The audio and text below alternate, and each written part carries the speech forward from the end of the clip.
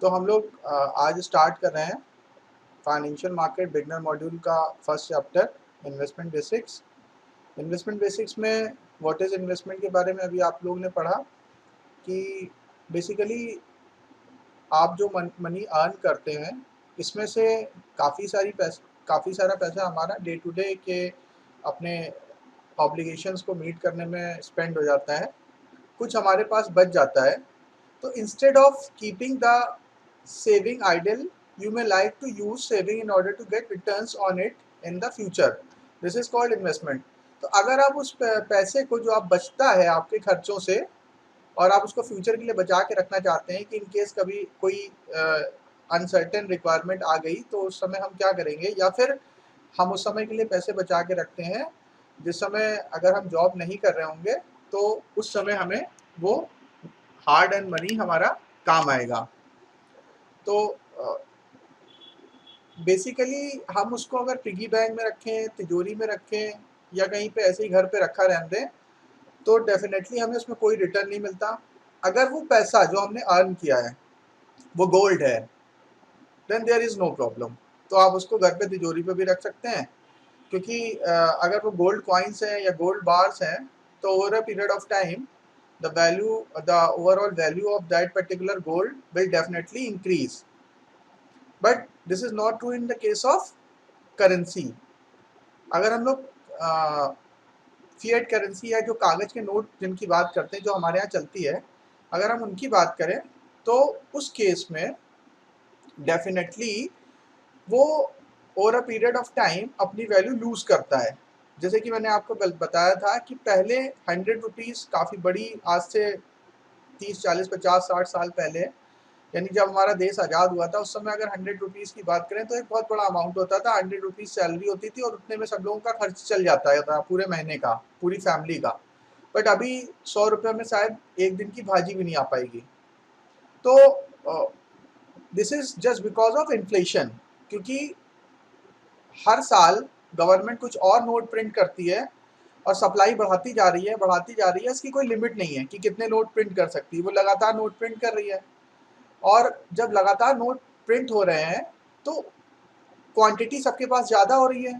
तो जब सबके पास क्वांटिटी बढ़ रही है, सबकी वेल्थ बढ़ रही है, तो डेफिनेटली जब सप्लाई ज़्यादा होगी तो आप समझिए कि उसकी वैल्यू धीरे धीरे कम होने लगेगी, क्योंकि लोग रोज हर साल नए नोट प्रिंट होते हैं, हर साल नए नोट प्रिंट होते हैं, हर साल नई करेंसी प्रिंट हो रही है, तो उसकी वैल्यू घट रही है। तो इस चीज़ को बचाने के लिए कि हमने अगर कोई हार्ड एंड मनी है हमारी, हमने बहुत मेहनत से कमाई है, तो अगर हम उसको आइडियल रख देंगे तो वो डेफिनेटली अपनी value over a period of time lose करती जाएगी। तो उसको बचाने के लिए हम लोग क्या करते हैं, हम उस पैसे को कहीं ना कहीं इन्वेस्ट करते हैं। फिर नेक्स्ट टॉपिक आता है why why should one invest. तो जैसे कि हम लोग ऑलरेडी बात कर चुके हैं अभी तक कि क्योंकि फिएट करेंसी जो हम लोग यूज करते हैं उसकी value over a period of time depreciate करती है जस्ट बिकॉज ऑफ इन्फ्लेशन। सो हम इन्फ्लेशन को कैंसिल आउट करने के लिए जनरली इन्वेस्टमेंट करते हैं। इसके कुछ 3 पॉइंट होते हैं, 3 रीजन होते हैं।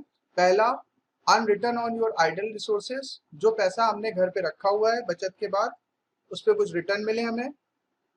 दूसरा, generate a specific sum of money for a specific goal in life. For example, आपको रिटायरमेंट के लिए कुछ प्लान करना है, आपको एक अपना ड्रीम होम परचेज करना है, आपको बच्चों की वेडिंग के लिए प्लान करना है, आपको बच्चों की हायर एजुकेशन के लिए प्लान करना है, आपको एक ड्रीम कार लेनी है, आपको फॉरेन टूर पे जाना है। तो अलग अलग स्पेसिफिक गोल होते हैं। तो पहला रीजन, आप अपने जो पैसे रखे हुए हैं घर पे उस पर कुछ रिटर्न आप कमाना चाहते हैं। दूसरा, आप इन फ्यूचर कुछ अपने स्पेसिफिक गोल पूरा करना चाहते हैं।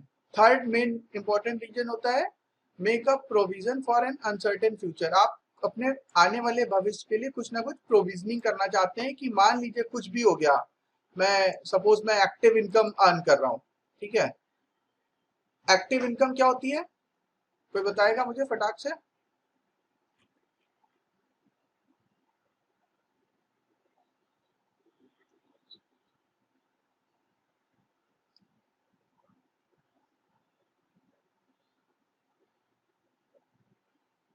ठीक है, मतलब एक्टिवली कुछ काम हम करते हैं तो उसके बदले हमें पैसा मिलता है। और व्हाट अबाउट पैसिव इनकम? जरूरी नहीं है इन्वेस्टमेंट, कोई भी ऐसा सोर्स ऑफ इनकम जिसमें हमें एक्टिवली वर्क ना करना पड़े। फॉर एग्जाम्पल, जैसे किसी ने एक दिन मेरे को एग्जाम्पल दिया था कि प्रॉपर्टी रेंट कर दी, ठीक है, लीज पे दे दिया, रेंट पे दे दिया, ठीक है।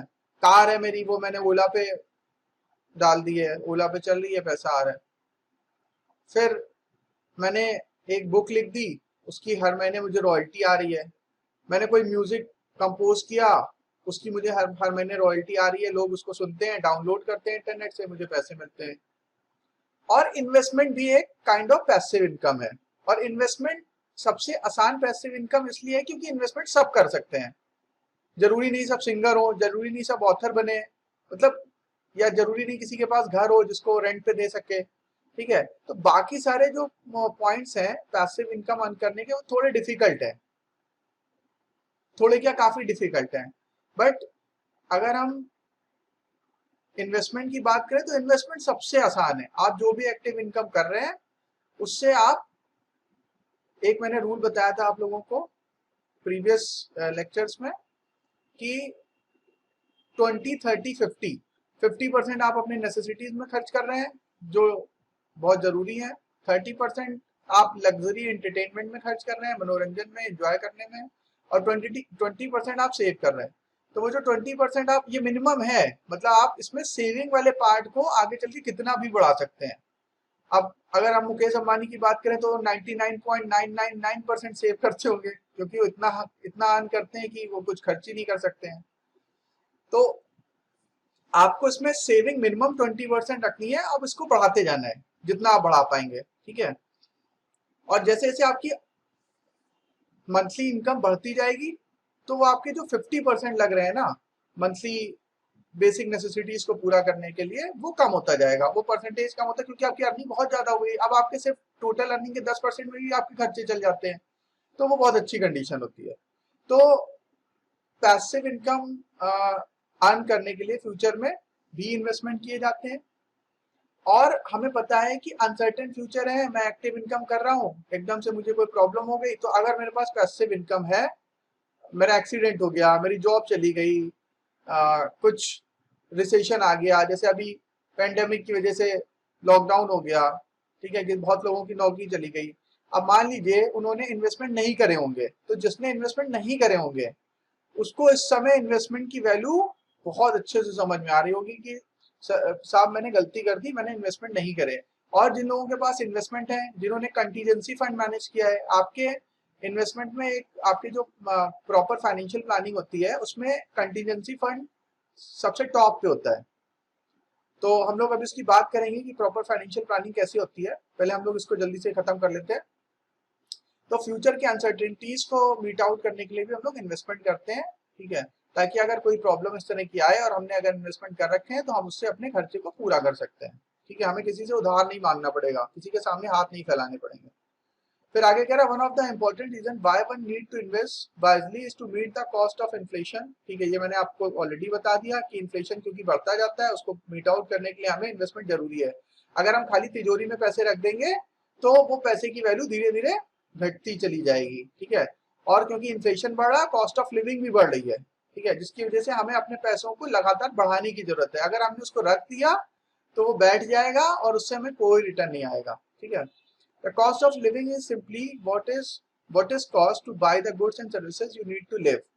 Inflation causes money to lose value because it will not buy the same amount of goods or services in the future as it does now or did in the past. ये मैं आपको बता चुका हूँ कि इन्फ्लेशन क्या होता है। कोई भी करेंसी की वैल्यू, मतलब अगर अभी हम जो सामान जितना खरीद सकते हैं या पास्ट में हमने जो सामान खरीदा था उतनी पैसे में उतना हम फ्यूचर में नहीं खरीद पाएंगे, क्योंकि फ्यूचर में गुड्स एंड सर्विसेज के प्राइस बढ़ रहे हैं और करेंसी की वैल्यू डाउन हो रही है। अब ये एग्जांपल दे रहे हैं, for example if there was a 6% inflation rate for the next 20 years, a rupees 100 purchase today would cost rupees 321 in 20 years। ये कह रहा है कि अगर सिर्फ 6% की इन्फ्लेशन रेट हो, तो अगर कोई चीज आपको अभी 100 रुपए की मिलती है, और वही सेम चीज अगर आप 20 साल के बाद लेने जाएंगे तो that particular purchase would cost 321 rupees after 20 years. मतलब अभी जो चीज आप 100 रुपए की खरीद सकते हैं, अगर आप 20 साल बाद वही सेम चीज खरीदेंगे, अगर इन्फ्लेशन 6% का है तो आपको 321 रुपए लगेंगे। ये बात समझ में आई? हाँ, इसकी एक बार कैलकुलेशन एक बार कर लेते हैं। ठीक, इसके लिए एक फॉर्मूला इस्तेमाल किया जाता है, P is equal to A is equal to P into bracket के अंदर 1 प्लस आर अपॉन 100 की पावर एन। 10,000 रुपए मैंने इन्वेस्ट करे एक बार के लिए, 20 साल के लिए 6% का इंटरेस्ट है। ठीक है, आई विल गेट 32,000। ठीक है, आपको समझ में आ गया? 10,000 का 32,000 तो 100 का 320 रुपए अप्रोक्स, यानी 3 टाइम्स। ठीक है, जैसे 10,000 का 32,000 हो गया ना, 3 गुना, 3 टाइम्स से ज्यादा। तो सेम इन केस ऑफ यहाँ पे 100 रुपए लिए थे, 100 रुपए के 321 रुपए हो गया अप्रोक्स 20 साल में। तो मतलब कि अगर 6% का इन्फ्लेशन रेट है, तो अगर कोई प्रोडक्ट आपको अभी 100 रुपीज का मिलता है, then after 20 years you need to pay 320 rupees for the same product just because of inflation। और अगर ये इन्फ्लेशन जितना ज्यादा होगा, ये 6 की जगह अगर 8% का हो जाएगा, तो आपको 20 साल के बाद उसको 100 रुपए की चीज को 100 रुपए की चीज के लिए आपको 460 रुपए देने पड़ेंगे। ठीक है, और जनरली इंडिया में प्रैक्टिकल इन्फ्लेशन 10% का होता है, फूड इन्फ्लेशन, यानी 100 रुपए की चीज आपको 20 साल के बाद पड़ेगी 600-700 के आसपास, नियर अबाउट 6 to 7 टाइम्स आपको महंगी पड़ने वाली है वो चीज। क्लियर है यहाँ तक? That's why investment is really very necessary.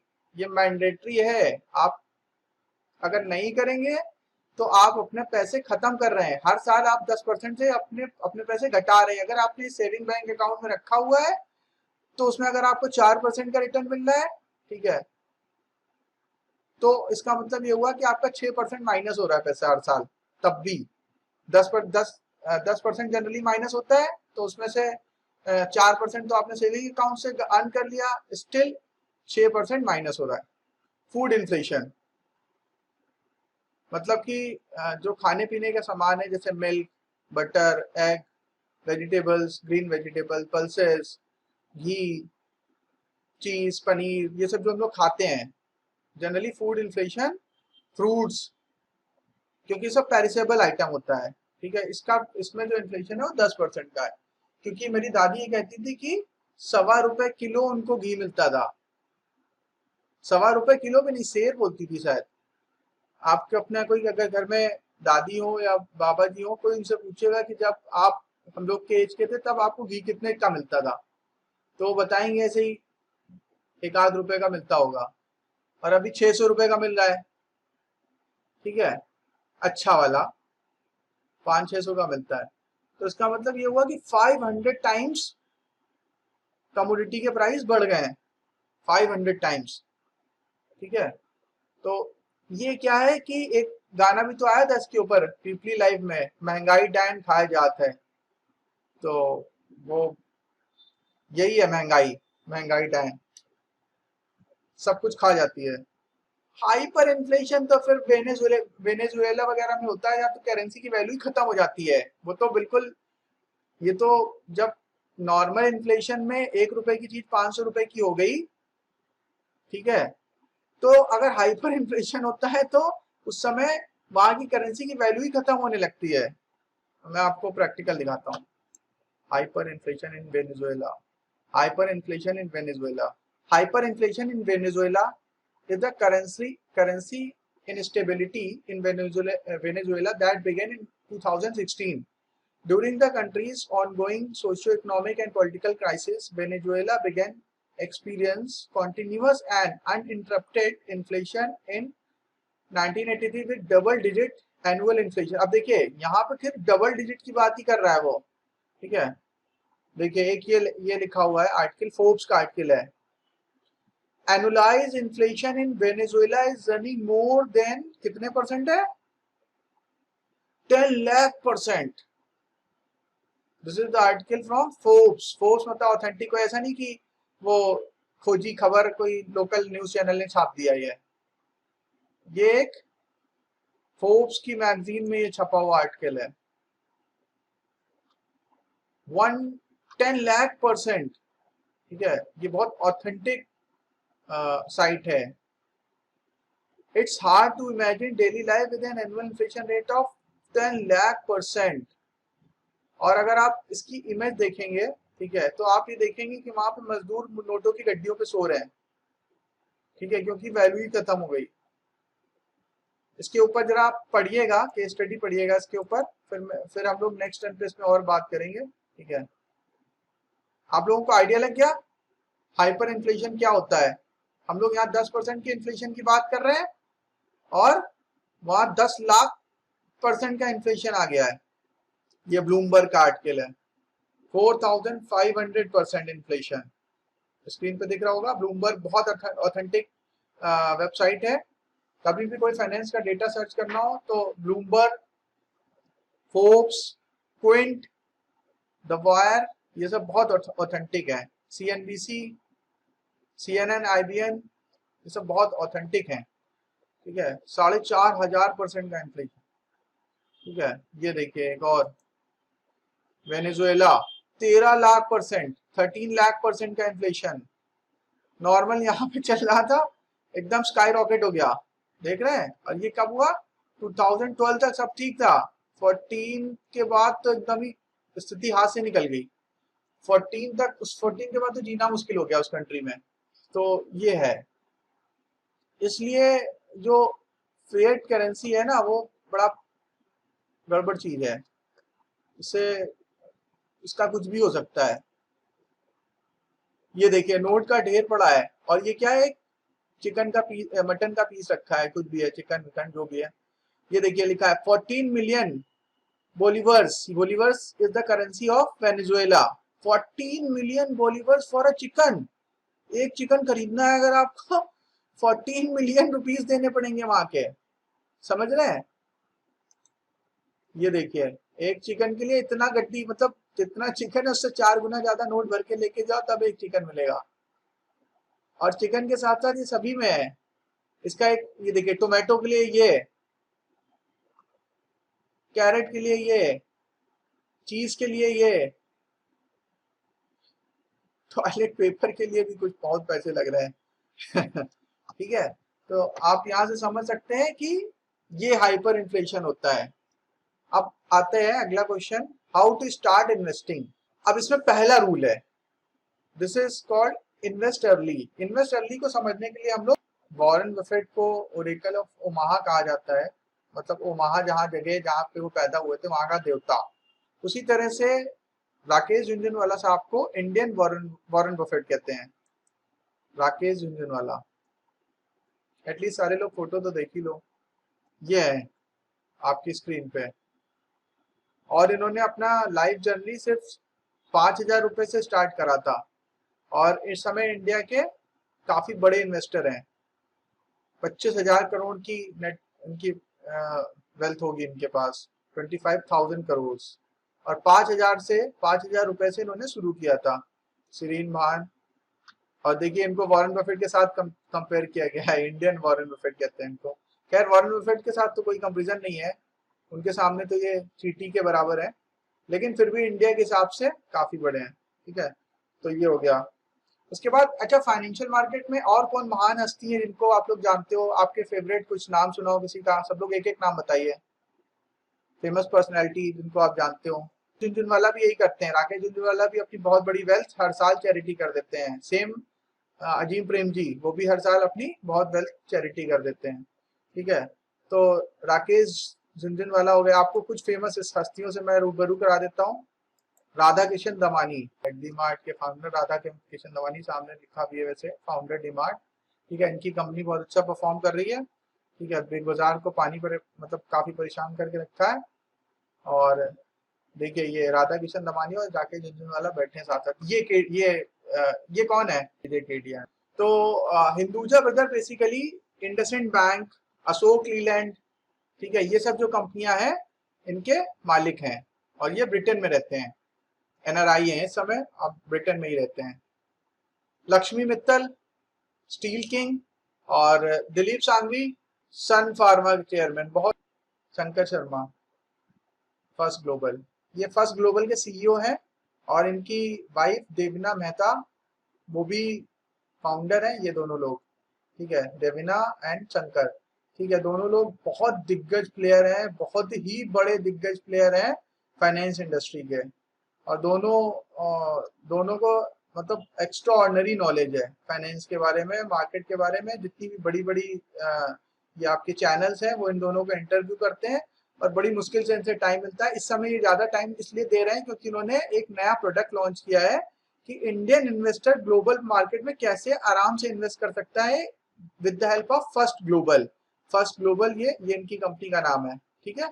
First global के थ्रू सिर्फ 7.5 लाख रुपए का पोर्टफोलियो है अगर आप, तो आप ग्लोबल एक्सपोजर कैसे ले सकते हैं, तो उसके बारे में बात करें तो बहुत दिग्गज प्लेयर है, ठीक है, बहुत जबरदस्त नॉलेज है, और इन्होंने इंडियन मार्केट को बहुत पहले ही बाय बाय कह दिया था, अभी सिर्फ ग्लोबल मार्केट में डील करते हैं, ठीक है।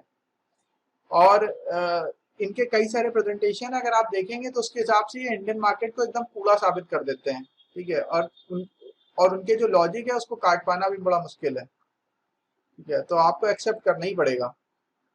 तो ये शंकर शर्मा, इन्होंने कहा था कि इन्फ्लेशन होना इंडियन इकोनॉमी में अच्छा है, थोड़ा इन्फ्लेशन होना चाहिए, वो इकोनॉमी के लिए हेल्दी होता है, ठीक है। ये सबसे पहले बात इन्होंने नहीं कही थी। जनरली क्या होता था, सारे एनालिस्ट ये कहते थे अरे इन्फ्लेशन घटाओ, इन्फ्लेशन घटाओ, इन्फ्लेशन घटाओ, गवर्नमेंट भी इसीलिए परेशान है, RBI भी इसीलिए परेशान है। तो बेसिकली इन्फ्लेशन बेसिकली अगर हम एकदम ही खत्म कर देंगे तो हमारी ग्रोथ भी खत्म हो जाती है इकोनॉमी में। क्यों? क्योंकि अगर इन्फ्लेशन नहीं होगा तो इन्फ्लेशन जब होता है तो यानी कि इन्फ्लेशन कब होता है, जब मार्केट में सरप्लस सप्लाई होती है लिक्विडिटी की। अब यहाँ पे आपको पूरी RBI पॉलिसी समझनी पड़ेगी, लेकिन अभी हम आज उसके ऊपर बात नहीं कर रहे हैं। सिर्फ शॉर्ट में इतना समझ लो कि जब मार्केट में लिक्विडिटी ज्यादा होती है, तरलता ज्यादा होती है, पैसा ज्यादा होता है, तो इन्फ्लेशन होता है। अगर मार्केट में लिक्विडिटी कम होगी, अगर मार्केट में लिक्विडिटी होगी, पैसा होगा, तो लोगों के पास परचेजिंग पावर होगी। अगर मार्केट में लिक्विडिटी नहीं होगी तो लोग खरीदने ही पसंद नहीं करेंगे, और जब परचेजिंग पावर होगी मतलब एक चीज को खरीदने के लिए 4 लोग खड़े होंगे, तब प्राइस बढ़ेगा। यानी कि जब डिमांड ज्यादा हो जाएगी, सप्लाई कम होगी, तो प्राइस बढ़ेगा। उसी को हम लोग क्या कहते हैं, इन्फ्लेशन कहते हैं। अगर मार्केट में पैसा होगा तो इन्फ्लेशन होगा, और अगर इन्फ्लेशन आप बहुत घटा के रखोगे, यानी कि आपने मार्केट में लिक्विडिटी टाइट कर दी है, पैसा दे ही नहीं रहा मार्केट में, और अगर मार्केट में पैसा नहीं होगा तो लोग परचेजिंग पावर ही खत्म हो जाएगी, लोग खरीद ही नहीं पाएंगे, और अगर खरीदेंगे नहीं तो आपको क्या होगा, डिमांड, कंजम्पशन घट जाएगा।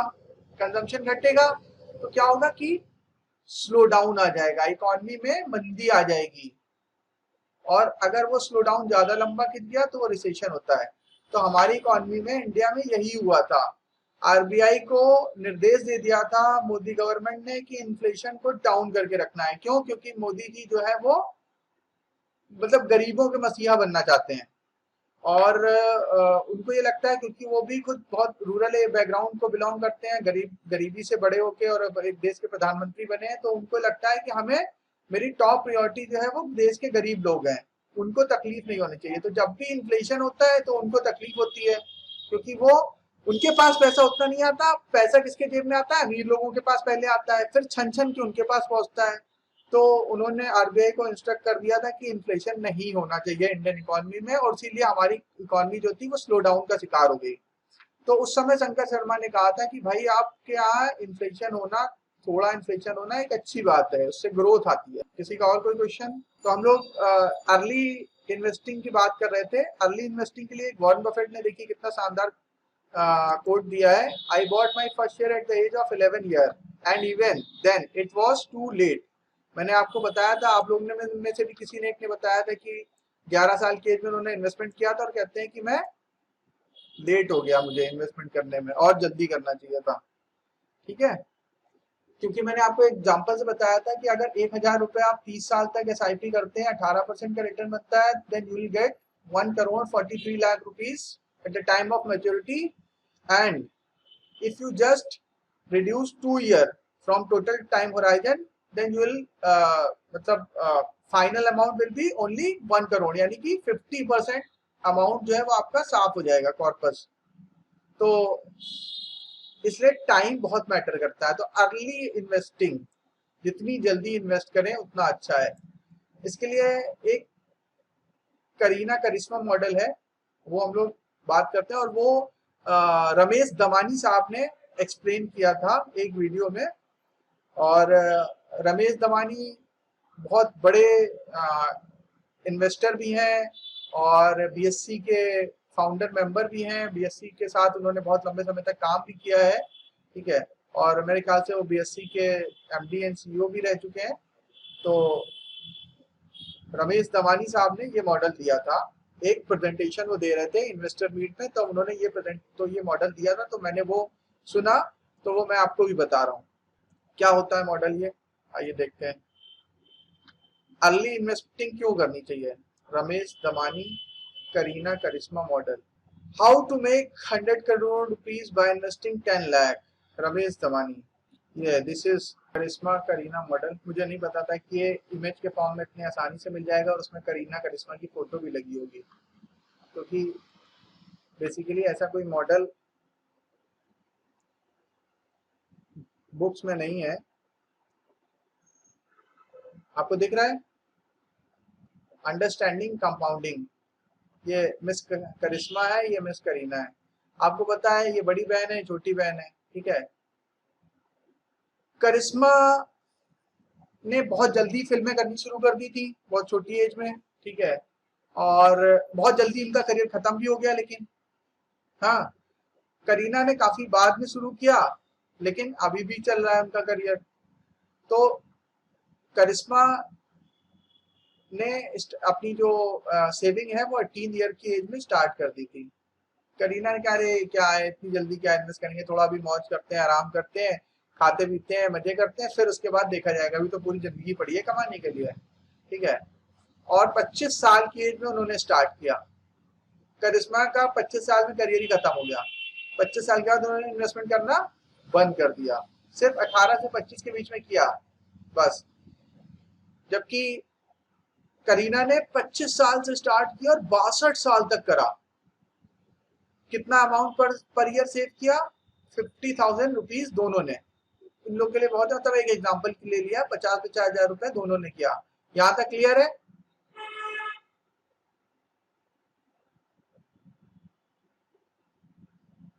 फिर टोटल ईयर कितने साल इन्होंने सेविंग करी, 5 ये और 2 ये, 7-8 साल सेविंग करी, ठीक है। 8 साल सेविंग करी, टोटल पैसा कितना लगाया, 4 लाख। करीना कितने साल सेविंग करी, 38 ईयर्स, टोटल पैसा कितना इन्वेस्ट किया, 19 लाख। ठीक है, फिर से मैं रिपीट करता हूं, ध्यान से सुनिएगा, सारे लोग हैं ना लाइन पे। हाँ, करिश्मा ने 18 ईयर की एज में स्टार्ट किया, 25 में बंद कर दिया क्योंकि उसकी फिल्में फ्लॉप होने लगी, करियर खत्म हो गया, ठीक है। हर साल 50,000 रुपए लगाए, सिर्फ 8 साल इन्वेस्टमेंट किया, ठीक है, और टोटल 4 लाख इन्वेस्ट किए। करीना का करियर बहुत लंबा चला, 25 साल में उसने स्टार्ट किया, 62 साल तक की एज में इन्वेस्टमेंट करती रही और 50,000 साल का इन्वेस्ट किया, 38 साल तक इन्वेस्टमेंट किया। इसने 8 साल, इसने 38 साल, ठीक है, और 19 लाख रुपए टोटल इन्वेस्ट कर डाले, इसने सिर्फ 4 लाख रुपए करे। जब वो 40 साल की हुई करीना, तो उसके पास कितना रुपया था, 55 लाख था। लेकिन जब करीना 40 की हुई तो उसके पास सिर्फ 27 लाख हुआ, 19 लाख बढ़ के 27, यानी 25 से उसने शुरू ही किया था, ठीक है, तो 27 लाख हुआ, ठीक है। उसके बाद 50 साल के बाद, जब वो 50 साल के हो गए दोनों, करीना करिश्मा के पास हो गया 2.25 करोड़, करीना के पास हुआ 1 करोड़ 22 लाख। जब दोनों 60 साल की हुई तो करिश्मा के पास 12 करोड़ था और करीना के पास सिर्फ 6 करोड़ हुआ। यानी कि जब उन लोगों का रिटायरमेंट हुआ तो करिश्मा ने सिर्फ 4 लाख रुपए लगाए, सिर्फ 8 साल इन्वेस्टमेंट किया और 12 करोड़ बना लिए, और करीना ने सिर्फ पूरी जिंदगी इन्वेस्टमेंट किया, पूरी जिंदगी लगा डाली इन्वेस्टमेंट करने में, ठीक है। और सिर्फ 6 करोड़ रुपए बनाए, और इन्वेस्टमेंट कितना कर डाला, 19 लाख किया, उसने सिर्फ 4 लाख किया था। अब हम लोग इसको प्रैक्टिकली करके देखते हैं, ठीक है। अब देखिए, इसने अगर 25 साल में इन्वेस्टमेंट बंद कर दिया तो 60 साल के होने में इसके पास को कितना टाइम मिल गया, 1000 रुपीज 30 ईयर तक इन्वेस्टमेंट किया और उसको 1 करोड़ 45 लाख रुपए मिले। लेकिन अगर उसने सिर्फ 28 साल इन्वेस्ट किया, 2 साल ही कम कर दिए, तो उसका टोटल अमाउंट 50% साफ हो गया। 1 करोड़ की जगह सिर्फ 1 करोड़ 45 लाख की जगह सिर्फ 1 करोड़ मिला। तो इसका मतलब ये है कि 2 साल लाइफ का इतना बड़ा फर्क डाल देते हैं, जबकि करीना करिश्मा मॉडल में कितने साल का फर्क आ रहा है, 8 साल का फर्क आ रहा है। इसने 18 की एज में स्टार्ट किया, 25 से बंद कर दिया, यानी कि करीना ने 8 साल बाद में स्टार्ट किया, तो 8 साल का डिफरेंस हो गया। बाकी अमाउंट दोनों ने सेम इन्वेस्ट कर रहे हैं, तो 8 साल का जो फर्क है ना, उससे बहुत ज्यादा रिटर्न्स में डिफरेंस क्रिएट हो जाता है। यानी आप अपने पैसे को जितना लंबा बढ़ने के लिए छोड़ देते हैं, उतना ही अच्छा रिटर्न मिलता है। इसको मैं अपनी वेबसाइट में आपको एक बार समझाता हूँ, wealthforyou.tech लॉग इन करते हैं इसको, फिर आपको समझ में आएगा। एसआईपी कैलकुलेटर पे आते हैं, नीचे 18% का रिटर्न पकड़ते हैं, ठीक है। इन्वेस्टमेंट अमाउंट लेते हैं सिर्फ 1000, ताकि आपको आसानी रहे समझने में। इन्वेस्टमेंट पीरियड लेते हैं 5 ईयर्स, ठीक है। 1000 रुपीज इन्वेस्ट किया 5 ईयर 5 ईयर तक, ठीक है। और रिटर्न कितना मिला हमें, 18% का CAGR रिटर्न मिला। तो हमारा पैसा कितना हो गया, 97,000 अप्रॉक्स, ठीक है। जबकि हमने पैसा कितना इन्वेस्ट किया, टोटल हमने पैसा इन्वेस्ट किया 60,000 रुपए, और वो बढ़ के कितना हो गया, 97,658 रुपीज। ये सामने क्लियर हो रहा है आपको स्क्रीन पे। ये जो येलो बार है मतलब इतना पैसा आपने लगाया, और जो ग्रीन है वो आपका रिटर्न है। अब इसी टाइम को हम बढ़ा के करते हैं 10 साल। आप देखिए, आप देखेंगे ग्रीन का एरिया काफी बढ़ गया। फिर से मैं आपको दिखाता हूँ, एरिया पे गौर करिएगा। एरिया जब सिर्फ आपने 5 साल किया था तो येलो का एरिया बहुत सारा था, बहुत बड़ा एरिया था, ग्रीन का एरिया कम था, काफी कम था। जब आपने 10 साल इन्वेस्टमेंट किया तब देखिए क्या हुआ। अभी क्या हुआ, ग्रीन का एरिया बढ़ गया, येलो का कम हो गया। यानी आपने टोटल इन्वेस्टमेंट कितना किया, 60,000 का 1,20,000 कर दिया, तो रिटर्न आपका 1 लाख का 2 लाख हो जाना चाहिए। उसमें 97 आ रहा था तो 2 लाख, लेकिन अब नहीं, रिटर्न आपकी कितना हो गया, 3,36,000। 2 लाख होना चाहिए, 3,36,000। यानी कि 5 साल टाइम बढ़ने में आपके रिटर्न में जो दो मतलब आपको डबल मिलने का था, तो आपको 3.5 टाइम्स मिल गया। अब देखिए, अगर ये 15 साल करते हैं तो येलो का एरिया और कम हो गया, टोटल इन्वेस्टमेंट हो गया 60,000 1 ईयर में, 120 2 साल में, और 1,80,000 3 साल में। 5 साल में 60,000, 10 साल में 1,20,000, और 15 साल में 1,80,000 ये इन्वेस्टमेंट हुआ। और रिटर्न कितना आ गया, approx 9 to 10 lakhs, 9 lakh something. Yellow का एरिया बहुत कम हो गया, ग्रीन का बहुत बढ़ गया, यानी टाइम बढ़ने के साथ रिटर्न परसेंटेज बहुत तेजी से बढ़ रहा है। अब आप आइए 20 साल में, येलो का एरिया और कम हो गया। 20 साल में आपने टोटल इन्वेस्टमेंट किया 2,40,000, रिटर्न हो गया आपका 23 lakhs। फिर और आगे चलते हैं, अब हम करते हैं 20 के बाद 30 ईयर सीधे। आपने इन्वेस्टमेंट किया 3,60,000, बिल्कुल नेग्लिजिबल इन्वेस्टमेंट किया रिटर्न्स के मामले में। देखिए येलो बार कितना छोटा हो गया, एरिया बिल्कुल खत्म हो रहा है। नेग्लिजिबल इन्वेस्टमेंट किया, किसके नेग्लिजिबल इन्वेस्टमेंट किया, रिटर्न के सामने। रिटर्न कितना आया, 1,43 lakhs। यानी रिटर्न्स के सामने आपका इन्वेस्टमेंट कुछ भी नहीं है, एक सिंगल लाइन जैसा है। आप आइए थोड़ा और आगे बढ़ते हैं, 50 साल। इन्वेस्टमेंट अमाउंट गायब हो रहा है। कितना इन्वेस्टमेंट किया, 6 लाख, रिटर्न कितना आया, 51 करोड़, 0.5 बिलियन, मतलब बिलियनर बना के, ठीक है। तो 51 करोड़। मेरे ख्याल से अब आपको समझ में आ गया होगा करीना करिश्मा मॉडल के टाइम का कितना फर्क है। इन्वेस्टमेंट अमाउंट 1000 है, सिर्फ टाइम का इंपॉर्टेंस है। जितना ज्यादा टाइम देते जाएंगे आप, उतना ही ज्यादा एक्सपोनेंशियल रिटर्न आएगा। और देखिए एसआईपी में एक चीज और मैटर करती है, शुरुआत में 50 साल के लिए 30 वाला लो तो ज्यादा आपको अच्छे से समझ में आएगा। देखिए स्टार्टिंग के 10 साल तक 12 साल तक तो कोई रिटर्न दिख ही नहीं रहा कुछ भी, मतलब ग्रीन और येलो बराबरी पे है अप टू 12 ईयर तक। 15 ईयर से थोड़ा थोड़ा रिटर्न दिखना हमें स्टार्ट हो गया, फिर 18 ईयर में डिसेंट रिटर्न दिख रहा है, 20 में और अच्छा, 22 में और ज्यादा, 24 में और ज्यादा, 25, 28, 30 में बहुत ज्यादा, और 50 में तो छप्पर फाड़ के रिटर्न मिल रहा है। ठीक है, आपने लगाया सिर्फ 6 लाख, रिटर्न मिला 51 करोड़ का। तो this is called power of compounding, and as per Albert Einstein, Sir Albert Einstein, power of compounding is the 8th wonder of the universe। यही है दुनिया का 8वां अजूबा। ये क्या है, करीना करिश्मा मॉडल जो आपको राधा किशन दमानी बताने की कोशिश कर रहे थे, वो इसी से रिलेट हो रहा है। फिर दूसरी चीज इन्वेस्ट रेगुलरली, ये भी उसी में इंक्लूडेड था। ठीक है, और invest for long term, invest for long term and not short term, ये भी समझ में आ गया होगा उसी ग्राफ से। क्लियर है, उसी ग्राफ से आपको ये तीनों पॉइंट क्लियर हो गए होंगे। Karishma Kareena, invested amount per month 10,000 rupees, Kareena का भी 10,000। सक्रिय निवेश मतलब कि जब इन्होंने जितनी साल तक जमा किया, ठीक है, 15 साल तक इन्होंने जमा किया और 15 साल तक इन्होंने भी जमा किया। ये कुछ और एग्जांपल दे रहे हैं, इसमें इन्होंने करीना कपूर को ज्यादा अच्छा बनाया है। तो बेसिकली इसमें लेकिन देखना हमें ये पड़ेगा, जिसने जल्दी किया उसी का एडवांटेज है। अब ये जिसने बनाया उसको करीना कपूर फेवरेट होगी, ठीक है, तो इसलिए उसको वेटेज दे दिया। उसने क्या किया, 20 से 35 तक इन्वेस्ट किया, देखिएगा ध्यान से, और करिश्मा ने 26 से 41 तक किया। ठीक है, इसने सिर्फ 20 से 35 तक किया, बंद कर दिया।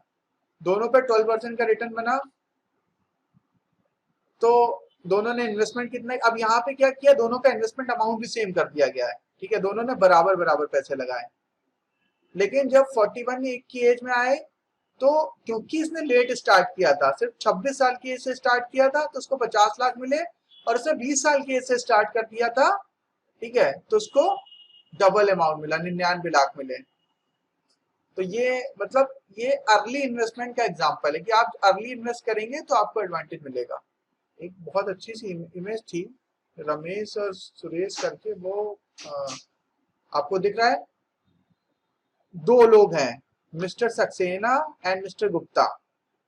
Best example, started investing at the age of 35 Saxena ji ने, Mr Gupta started investing at the age of 25, यानी 10 साल पहले इन्होंने 35 ईयर की। जनरली हम लोग इंडियन जो है वो 35 ईयर की पे ही हो सकता है, जब फैमिली रिस्पॉन्सिबिलिटी हो जाती है, मैरिज हो जाती है, बच्चे हो जाते हैं, रिस्पॉन्सिबिलिटी सर पे आने लगती है।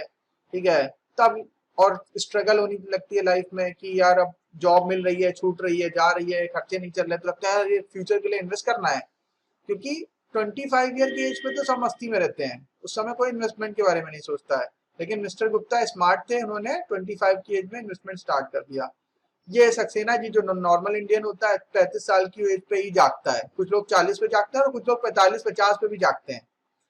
तो जब सक्सेना जी जागे तो उन्होंने कहा यार अब बहुत मेरे को बहुत ज्यादा तेजी से एग्रेसिवली इन्वेस्ट करना है। उन्होंने 15,000 रुपए महीने की एसआईपी करी।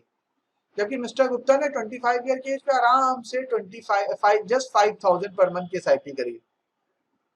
इन्होंने क्या किया, 60 साल तक दोनों ने इन्वेस्टमेंट किया। इन्होंने 35 से स्टार्ट किया, नेक्स्ट 25 ईयर तक इन्वेस्टमेंट किया, और इन्होंने भी 60 ईयर तक यानी नेक्स्ट 35 ईयर इन्वेस्टमेंट किया। टोटल इन्वेस्टमेंट सक्सेना जी ने कितना किया, 45 लैक्स। मिस्टर गुप्ता ने टोटल इन्वेस्टमेंट कितना किया, 21 लैक्स। लेकिन रिटायरमेंट के समय कितना मिला, मिस्टर सक्सेना को 4 करोड़ मिला और मिस्टर गुप्ता को 5.7 करोड़। ठीक है, लगभग 1.5-1.25 करोड़ ज्यादा मिला मिस्टर सक्सेना से। जबकि मिस्टर सक्सेना ने ज्यादा पैसा लगाया, इसने सिर्फ 20-21 लाख लगाए, इन्होंने 45 लाख लगाए।